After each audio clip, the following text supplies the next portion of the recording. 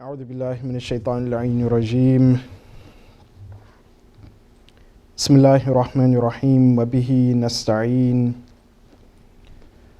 والصلاة والسلام على سيدنا ونبينا وحبيب قلوبنا أبي القاسم المصطفى محمد. اللهم صل على محمد وآل محمد وعلى آل بيته الطيبين الطاهرين المعصومين، لا سيما بقية الله في الأرضين، أرواحنا له فداء. أما بعد، فقد قال الله سبحانه وتعالى في كتابه الكريم: بسم الله الرحمن الرحيم. والله جعل لكم من أنفسكم أزواجا وجعل لكم من أزواجكم بنين وحفدة ورزقكم من الطيبات أفبالباطل يؤمنون وبنعمة الله هم يكفرون. صدق الله العلي العظيم. السلام عليكم ورحمة الله وبركاته. Yes, as we've planned today to speak about the concept of marriage in Islam, and some of the practicalities of marriage. Some of the practicalities of marriage. Allah subhanahu wa ta'ala, He states in Surah Al-Nahl, actually I'm going to take this out. So. Hold it? Yes, because it's kind of loose. He states in Surah Al-Nahl that Allah subhanahu wa ta'ala has created for you among yourselves spouses. And He has created for you from your spouses offspring and progeny. And He has given you sustenance from that which is good. Then Allah subhanahu wa ta'ala, He poses a rhetorical question. He says, after all of this blessing that He's given you, because it is a ni'mah, is a blessing that Allah subhanahu wa ta'ala has created for mankind, companionship in their spouses. He's created for mankind an offspring through children, through grandchildren, so that a person's family will continue. And Allah subhanahu wa ta'ala, He asks us a rhetorical question. He says, and do they believe in that which is invalid? أَفَبِالْبَاطِلِ يُؤْمِنُونَ? And do they deny and disbelieve in the blessings of Allah subhanahu wa ta'ala? وَبِنِعْمَةِ اللَّهِ هُمْ يَكْفُرُونَ? In this verse we can understand the importance of the system of marriage. Allah subhanahu wa ta'ala, this is what He's explaining, that He has placed mankind upon this earth, but He has not placed mankind upon this earth to live out his life, or for a woman to live out her life in loneliness, to feel the pain of loneliness, and to be at times miserable, because it's, when we actually look at sometimes some individuals in society, when they do not have companionship, whether it be a spouse, and even unfortunately sometimes may not have friends, those individuals often suffer from depression. And God forbid it leads to suicide, or one killing themselves, or someone doing something that is completely irrational. So Allah subhanahu wa ta'ala, He clearly defines in this verse 72 of Surah Al-Nahl, that look, He's created you, He's placed you with a companion, and this is a blessing, this is a ni'mah. But not only has He given you a companionship through a spouse, He's given to you from that companion, meaning between the two companions, awlad, children, offspring. And that too is also a blessing, a ni'mah. And in some sense, if we look into the philosophy of Islam, the philosophy of marriage, the blessing of children is something that Allah subhanahu wa ta'ala He gives, and it is meant to strengthen the family. It's meant to strengthen the family. Now, some may ask that, okay, well, there are some couples that may not be able to have children. Nonetheless, they're able to adopt children. And even in that, there's a great blessing. To adopt orphans, to take care of the orphans, to raise the orphans as your own children. Because in that also, it strengthens the family itself. It strengthens also the society in and of itself. So then Allah subhanahu wa ta'ala, He actually says that after all of these blessings that He's given to mankind, do they still believe in some system that is invalid? أَبِالْبَاطِلِ يُؤْمِنُونَ وَبِنِعْمَتِهِ يَكْفُرُونَ. And do they disbelieve in His blessing? They reject it, they do not accept it. Meaning that if we are to live as we should upon this earth and have a healthy society, a healthy life, then taking upon a spouse is the correct way. Having children, raising children, whether they're from our own loins, our offsprings, or they're an orphan, and we bring them into our homes. There are also perhaps certain ahkam shar'iyya, certain legal rules with regards to orphans and the concept of mahram and non-mahram, which we're not going to go into all of those details at this point, but if there's a question, inshallah, we'll answer those questions with regards to the orphans and what are the rules of the mahram and non-mahram. But nonetheless, I just want to focus on this point of marriage and why it's so important within the teachings of Islam and Islamic society, Islamic community. Quite often we've heard the tradition of the Prophet sallallahu alaihi wasallam, wherein he states, "An-nikahu min sunnati, faman raghiba an sunnati falaysa minni." It's a very famous hadith. The Prophet says that marriage is from among my sunnah, and whoever rejects the sunnah, then he is not from among me. Meaning that he is not truly fulfilling his role within the Islamic community if a person rejects marriage. Likewise, we know that the Prophet, he has stated that that marriage is nisf ad-din. وَاتَّقِ اللَّهِ فِي نِصْفِ الْآخِرَةِ. That marriage is half of our religion. And in the other half, then we should have consciousness of Allah subhanahu wa ta'ala. Have awareness of Allah subhanahu wa ta'ala with regards to our actions and what we are doing. These hadith and this emphasis by the Prophet is very well known, very great. But I guess perhaps one of my favorite narrations from the Prophet with regards to the institution of marriage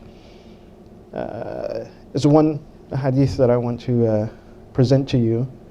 And I believe it carries with it the concept of marriage. It carries with it the understanding of why marriage is so important within Islam. And there are two hadiths similar to each other. One, the Prophet of Allah, he states, "Man arada an yalqa Allah tahiran mutahharan falqahu bizawjah." So whoever wants to meet Allah subhanahu wa ta'ala in a state of thorough purification, then that individual should meet Allah subhanahu wa ta'ala with a spouse, with a wife, literally. But we understand that when the Prophet he speaks, it can apply both ways. That also a woman, she obtains that thorough purification when she gets married. Likewise, men, they obtain that thorough purification when they get married. In that we understand that marriage, on one level, it's a purification for the individual, meaning it protects an individual from sinning. At least with regards to, you could say, one of the most devastating sins that will destroy a society, and that is the sins of one's lower desire. If one gets married and he or she observes the institute of marriage as they should, and they look towards their spouse for fulfilling their natural needs and desires, then it will safeguard the individual. And not only will it safeguard the individual, it is there to even safeguard the society. But when that institute of marriage becomes corrupt, or it is not given the importance that it should be given within a society, then we find that all sorts of divisive and debaucherous behavior begins to arise in the society. The crimes of passion also rises within the society because there's a problem within that institute of marriage.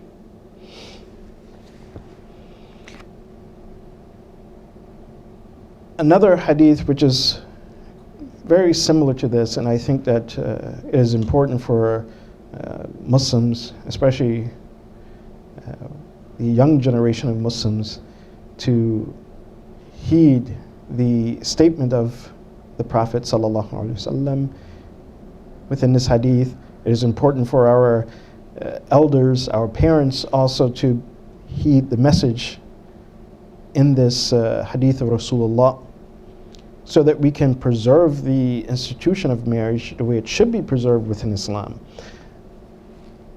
And the Prophet, he states, وَمَنْ سَرَّ أَنْ يَلْقَ اللَّهَ طَاهِرًا مُطَهَّرًا فَالْقَاهُ بِزَوْجَةٍ وَمَنْ تَرَكَ التَّزْوِيجِ مَخَافَةَ الْعِيلَةِ قَدْ أَسَاءَ الظَّنِّ بِاللَّهِ عَزَّ وَجَلَّ. The first part of this hadith is similar to the last one that I recited. Slight difference. The Prophet, he says, whoever wishes and whichever person it makes him happy to meet Allah subhanahu wa ta'ala in a state of purity or thorough purification, then he should meet Allah subhanahu wa ta'ala with a spouse. And then the Prophet, he goes a little bit further. He says, and whoever leaves this institute of marriage, مَخَافَةَ الْعِيلَةِ, fearing that it will place them in a situation of need. Meaning that, okay, well, and it's a natural thing that when a person gets married, they no longer have to think about their individual self. They have to think about their spouse. They have to think about the well-being of their spouse, where they're going to live, food, clothing. Perhaps if children come along, their food, clothing, shelter for their children. But the Prophet, he says, whoever avoids marriage, fearing that, okay, well, I'm going to start getting all of these responsibilities, and I'm not going to do that. I don't want to do it. He says that individual has thought negative about Allah subhanahu wa ta'ala. قَدْ أَسَاءَ الظَّنِّ بِاللَّهِ عَزَّ وَجَلَّ. He says سُوءَ الظَّنِّ with regards to Allah subhanahu wa ta'ala. And we know from many hadith from the Prophet and from Ahlul Bayt alayhim afdhalu salatu wasalam that su'u dhann, thinking negative with regards to Allah subhanahu wa ta'ala and His blessings that He gives to His servants, is something very negative, and something that the Prophet and Ahlul Bayt, they have cautioned us about. Even Allah subhanahu wa ta'ala in Surah An-Nahl, as we read, He also cautions us about that. He says, I've made from among yourselves spouses. I've given you spouses from among yourself, and from among your spouses, when you are together, I've given you children. Al-banin wal-hafida. And he says, afa bil-batili yu'minun. And do they believe in something that's invalid, something that's void?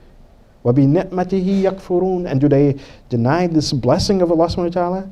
So when we leave this institute of marriage, مَخَافَةَ الْعِيلَةِ, is exactly what Allah subhanahu wa ta'ala is questioning. He says, do you leave and disbelieve in the blessing of Allah subhanahu wa ta'ala, that He will provide for you, He will help you in that situation? That's just su'u dhan. But here, the question would be, and I'm sure that some will perhaps ask this question, that is it wrong to prepare for marriage? No, it's not wrong to prepare for marriage. One should plan and one should prepare for marriage. One should do the, what we could say, the muqaddimat of marriage. That if you're planning to get married within a year, okay, plan out to save money. You know you're going to have to get an apartment. You know you're going to have a car to get back and forth to work. All of these things that one must do in order to prepare for marriage. It's natural. So don't just, one should not sit and say, okay, well, I'm going to get married and make no planning. No, this is also to another extreme. And we know that Imam Ali he often encouraged people, وَنَظْمِ أَمْرِكُمْ, that set your affairs in order. So yes, you must prepare, but one should not fear that, okay, well, I'm never going to get prepared for marriage. No matter how much I've tried, I still just can't get it together. No, mashallah, once you have found a spouse, and we should look for a spouse, start making the plans and do the best you can to get married. But when you get married, Allah subhanahu wa ta'ala, He will provide for you. And I've seen this in personal experience. Some individuals, they prepared as much as they could. They still felt that, oh, well, I'm not that prepared, but they still went through with the marriage. And mashallah, Allah subhanahu wa ta'ala helped them out. Sometimes, as parents, we have to help our children. Okay, let them get married. They've gotten into the institute of marriage. Maybe if our children, they cannot afford an apartment at the moment, okay, they can stay with us. We have an extra room. Help them get the apartment. Help them get the job that they need in order to sustain their family. Because this institute of marriage is something that will not only safeguard individuals within the society, it safeguards the society itself. So therefore, as mu'mineen, as mu'minat, as youth, we should take this institute serious. Marriage also, if you plan it out, again, it takes planning. Doesn't prevent anyone from going to college. A person can be married and still go to college. You may have to plan that, okay, well, after some years we may have children, but not now. But all of these things are possible. All of these things are possible. And it takes planning in order to do that. I'm going to stop here, at least with my discussion, and open it up for question and answers so that we can get some interactive discussion going about this Institute of Marriage. Salli ala Muhammad wa ala Muhammad. Allahumma salli ala Muhammad wa ala Muhammad. So, are there any questions that anyone has? It's a good question. The question is, within some communities, some individuals, they believe that it is best to get married back in their homeland, to find a spouse back in their home. They live in America, but they get a spouse from back home in Lebanon or in Iraq or Pakistan or India or wherever they're from, and not to marry from the boys or girls who are here in America who may be single. And is there any best situation? Well, first and foremost, it is recommended for any single person, male, female, to get married. The criterion of looking for a spouse should be that person's deen, that person's religion, that person's faith, and there should be some compatibility between the boy and girl. And what that compatibility mainly emphasizes within the Islamic Institute of Marriage, what is considered kufr, is a compatibility with regards to kind of religious aspirations, meaning that the boy and girl, the couple, they should be such that they help one another in gaining closeness to Allah subhanahu wa ta'ala. Because this is one of the main benefits from marriage, as it is evident from the hadith of the Prophet, where he says that if you want to meet Allah, tahiran mutahharan, in a state of thorough purification. So you want someone who is going to be that reminder to you about Allah subhanahu wa ta'ala and your duties to Allah subhanahu wa ta'ala. Now, whether that individual is someone who is here in America or back home, this should be our perception. Sometimes, and I've come across this sometimes, that some people think that, oh, well, if we get married back home, then those who are still in the home country, they still have the cultural values that parents are looking for. They still have the cultural, beliefs, and perhaps they haven't been tainted. And sometimes this is a thought, because I've spoken to a couple of people on it. They haven't been tainted by Western society. But that's not always the case. The internet is everywhere. And sometimes, individuals who are not living in America, when they come and they see everything that goes on, they actually get more distracted and start going more towards the dunya. Whereas someone who grew up here, they already know the kind of dangers of certain things in the society. And so they are able to safeguard themselves from it better. Why? Because they grew up here, they were tempted with these things, and if alhamdulillah, they were able to safeguard their deen and not go towards those things that they shouldn't be going to, or like partying, drinking, these type of things, then actually that individual is going to be actually stronger. Why? Because they see it and they're not tempted by it. Where sometimes a person would come over here from overseas, and I've heard stories of this, that people brought spouses back, and then next thing you know, the spouses they ran off and they were doing things that they should not be doing. So, the criterion is not that, okay, whether they are from back home or not. The criterion is that, who is that individual? Is that individual strong in their iman? Is that individual someone that can remind me of my duty to Allah subhanahu wa ta'ala, and they can help me grow, and I can help them grow? So that should be the criteria, not simply where a person is located at. So the question is, why is it not permissible to marry an individual who is not from among the Ahl Kitab, or from the maybe have a religion that is not recognized as a divine religion from Allah subhanahu wa ta'ala?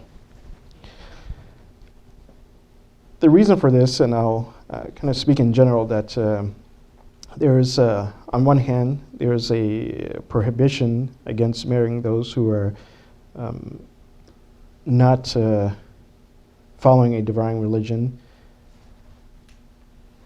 And also with regards to someone who may be following among the divine religion, there's a great precaution against marrying someone of the other faith. And this is because, again, going back to that point, is that when a person gets married, they should look for a kuf, someone who is compatible. And that compatibility goes back to that concept, not that, okay, well, they're compatible in wealth. Okay, I'm wealthy and they're wealthy, so hey, great, we'll have a lot of wealth. Or I'm poor and that person's poor, and so if we get married, it's not really going to affect us that much. it goes back to that idea of religion and safeguarding one's faith, safeguarding one's dignity within the eyes of Allah subhanahu wa ta'ala.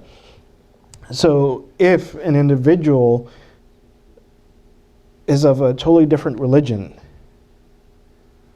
then there will be a conflict of ideas. Okay, one person says, okay, well, I want to pray to God. The other person says, I want to worship a stone. Just as an example. Neither of the spouses, let's say the man is worshiping a stone, the woman is worshiping Allah. The guy who's worshiping the stone, he's not going to get the woman closer to Allah.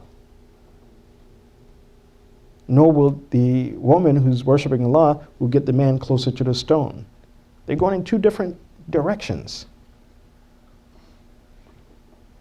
And there will be an ideological pull and separation between the two.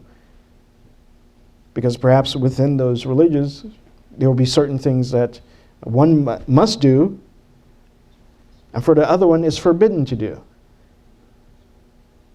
And then to resolve that will be very difficult. Another thing that will come about is, again, as the blessing that Allah subhanahu wa ta'ala, He stated in Surah An-Nahl, that He gives you from your spouses, al-banin wal-hafida. He gives you a progeny, offspring, children. So at that point, when you have a child, what does the child do? Often there will be a conflict and a confusion even for the child. Do I go and pray to Allah, or do I pray to the stone? Or which one is better? Or maybe, God forbid, they say, oh, well, Allah is the stone, they just have different meanings. So it creates confusion. It brings about disharmony and disunity within the family. And, this has happened. Sometimes some people can say that, oh, well, here's a case where it didn't. And those are very rare. But in most cases, you'll see that there's a disharmony within the family because the ideology is going in two very different directions. So that prohibition is there to safeguard people's deen and also to not allow that type of disharmony within the society and within the family structure. That is perhaps, I guess one of the best questions so far. The question is about the costliness of weddings and when is it taken too far and what is the recommendation of Ahlul Bayt alayhim afdalu salatu wasalam. I'll start by saying that quite often among some people the makhafatul aila starts there. The fear about getting married actually starts here. That, oh, when I get married, then I have to throw this huge wedding ceremony. It has to be 3 days long, and everybody has to have new clothes. We have to rent the most expensive hall, and this is not from the Sunnah of Rasulullah. This is not from the Sunnah of Ahlul Bayt alayhim afdalu salatu wasalam. The best thing, and within the recommendations of the Ahlul Bayt alayhim afdalu salatu wasalam, is to keep it simple. And this is not to say that if a person has money and they can put that on, it's fine. Allah subhanahu wa ta'ala says in the Quran, وَأَمَّا بِنِعْمَةِ رَبِّكَ فَحَدِّثْ. And also within the hadith of the Prophet, he states that if Allah subhanahu wa ta'ala has blessed you with a ni'mah, one of those ni'mahs could be wealth. He says, then you, not in a way that it is you're showing off, that is riyah, but in a way that you're showing that, okay, well, alhamdulillah, Allah has given us this blessing, so I'm showing this blessing that everyone can see. And that's fine.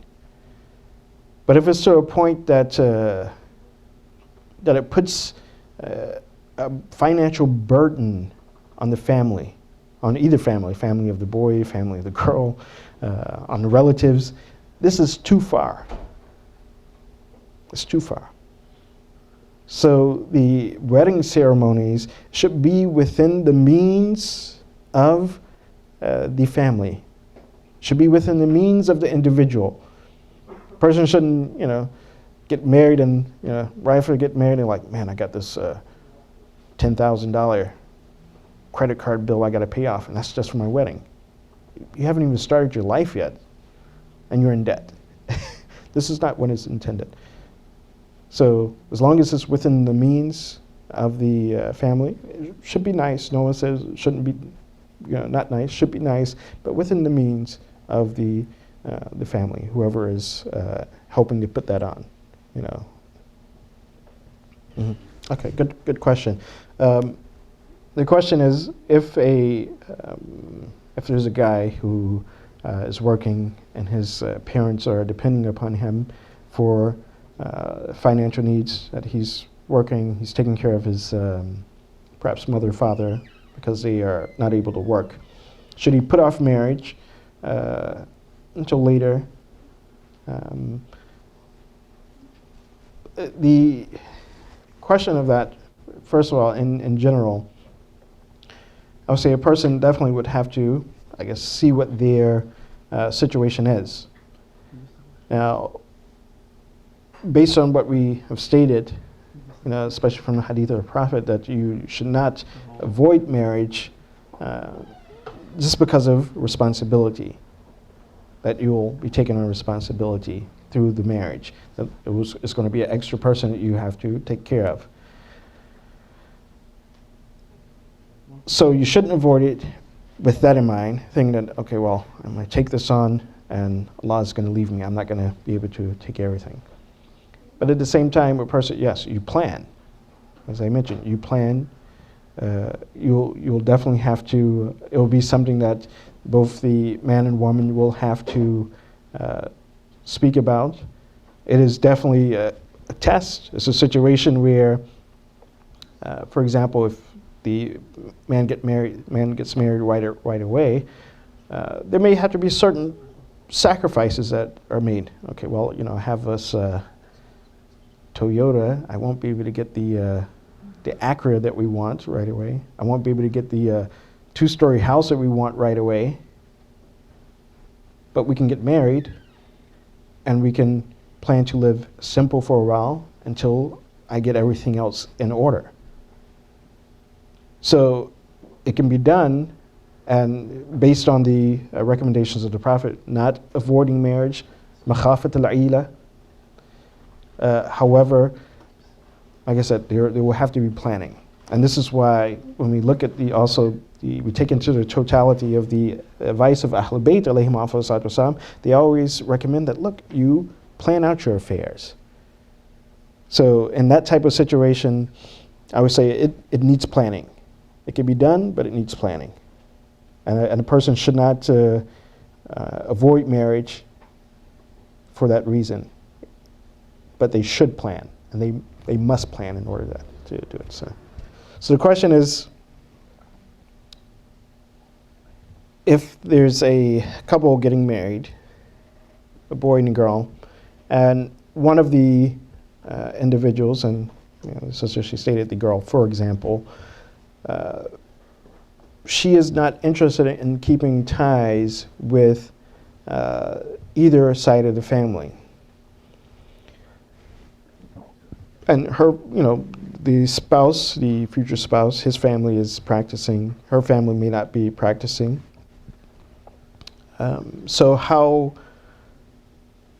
much should the boy's family stand against this marriage?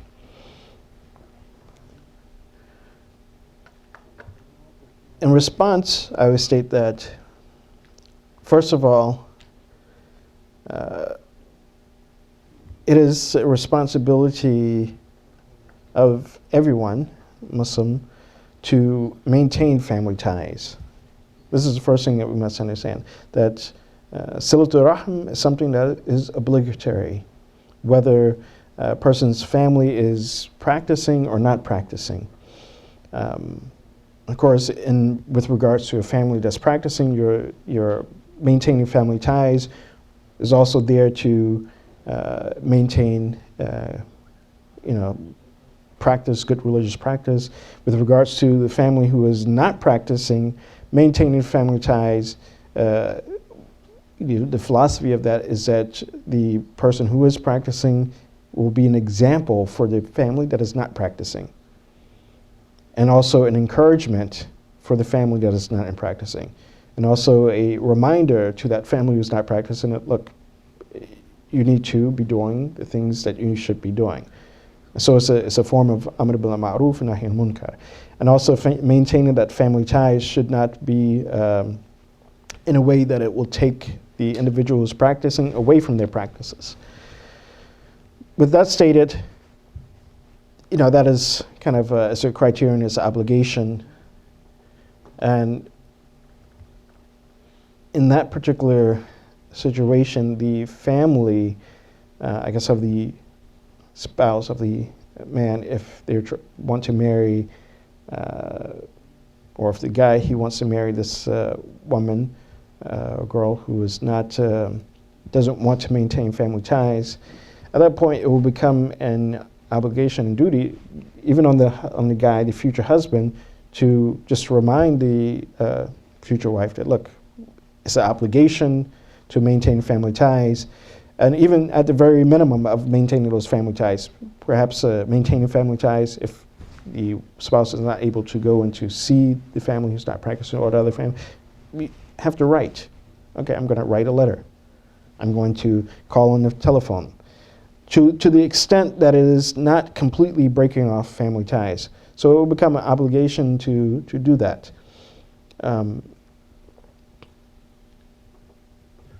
Because that is a part of the religion and is a part of the deen.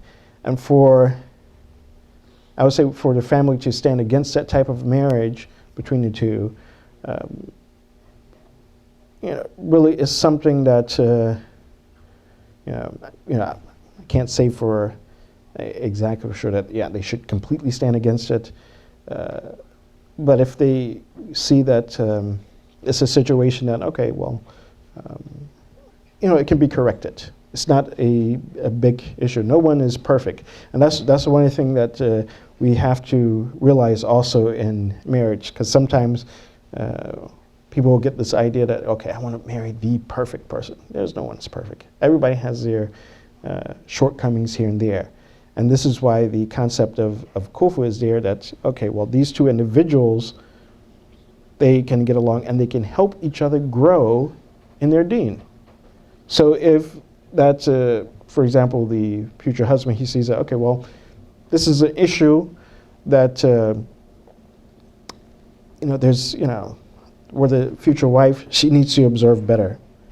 Why? Because it's part of the deen. And he sees that, look, I can help her with that. It's not something that is, that, okay, well, if we get married, it's going to destroy the marriage. But one sees that, says, okay, well, you know what? I can work with her. She can work with me on my shortcomings and help me out, because I definitely have shortcomings, and she can get me closer to Allah subhanahu wa ta'ala in that way. So if it is that sort of situation, then fine. Let the marriage go through.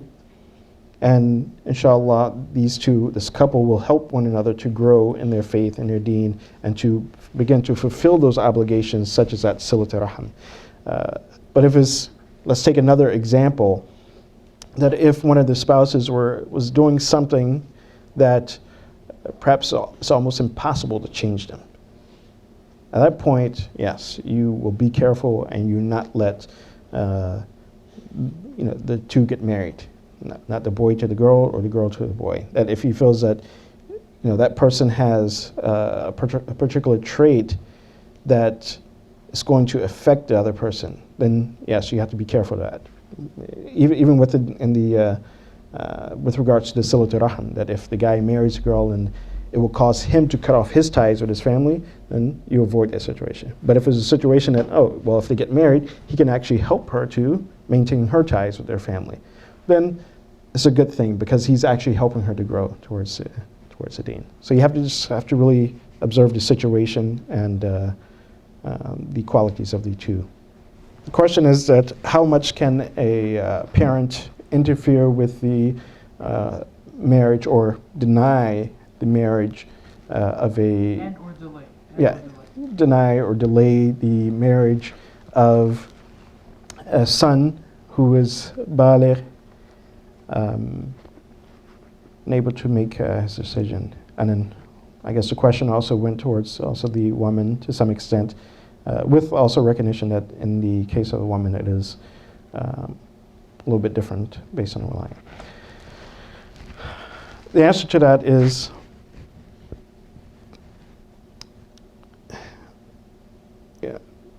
first, because these are very good questions. On one hand, the son who is baligh, he is mature, and he is Rashid, meaning he's responsible, and he understands the this concept of responsibility, the responsibility that he will take on by getting married. At that point, he has, based on the Sharia, the right to make his decision to get married. And if he sees that, well, this is the best choice for me to go ahead and get married and to go forward with that, he has every right to do so. And that's just based on pure black and white Sharia law. However, we will see that quite often, it is advisable that a person not only just follows that, okay, well, here's what the Sharia says, and I should do it, and I just go ahead through with it. Especially if there's like leeway that, okay, well, let me take some time, let me listen to what others are saying and see what their reasonings are. And if there's reasonable advice that, okay, well, the guy may think that, hey, I'm ready to take on this. The parents may say, no, look, there's some other stuff that you need to do. And if truly that, the advice that he's been given is more rational, more logical, then he should listen to that. If it is, let's say, just based on emotions, then of course, a person shouldn't go with the emotions. He should listen to his reasoning and move forward. And, of course, with all respect of the etiquettes of the law, because there's two things here at play. One is the law itself, and the other one is the etiquettes of the law. The law itself says, okay, he has our right to do so. The etiquettes of the law says that, no. Listen to your parents who have experience. If their advice is based on reason, if it's based on their experience, and a person sees that, yes, it's applying to me in this situation, okay, I do need to do this.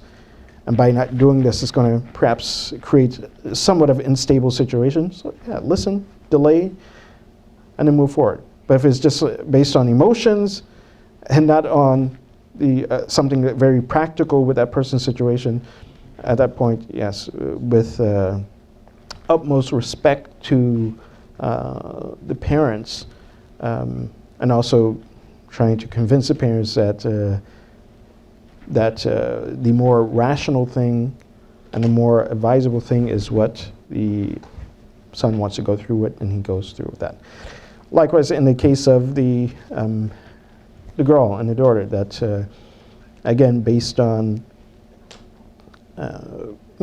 pure black and white Sharia, there is the concept of the wilayat that the father has, as far as the father, grandfather, as far as ensuring that the daughter is being placed in the best situation, meaning that when she gets married, that the guy is a person who will take care of her and fulfill his duties and his responsibilities to her, fulfill his rights to her, and so the father has that wilayat. But if again, based on the Sharia, like white Sharia, if he denies that, and again, like some of the scenarios that I've come across during my time working in the community, that sometimes the parents will say, okay, well, we don't want you to marry this person. The person's a religious person, and they marry their daughter, unfortunately, sometimes with someone, oh, well, this guy, he's a doctor, he has money, but he has no religion. They say, oh, no, he's going to be able to take care of you, you're going to have a nice house, you're going to have a nice car, and it, creates a problem. Sometimes, unfortunately, to the extent that I've I've heard before that one sister, she actually had to pray in the closet because her husband didn't want her to pray. He's Muslim, raised Muslim, wealthy guy, doctor.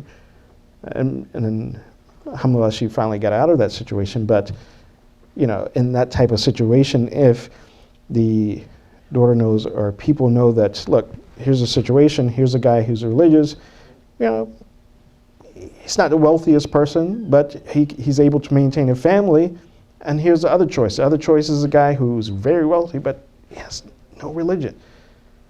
And at that point, as the parents say, okay, the father says, okay, you married this guy because he has money, not this guy who's religious. Actually, his wilayat is lost. And again, in that type of situation, you know, it's a responsibility of every believer to make sure, you know, to do amr bil ma'ruf, to do nahy anil munkar, to make sure that she doesn't marry someone that is going to be bad for her deen, and actually perhaps remove her deen from her, and make sure that she marries someone who will protect her deen, who will be able to take care of her. So hopefully, inshallah, that answers.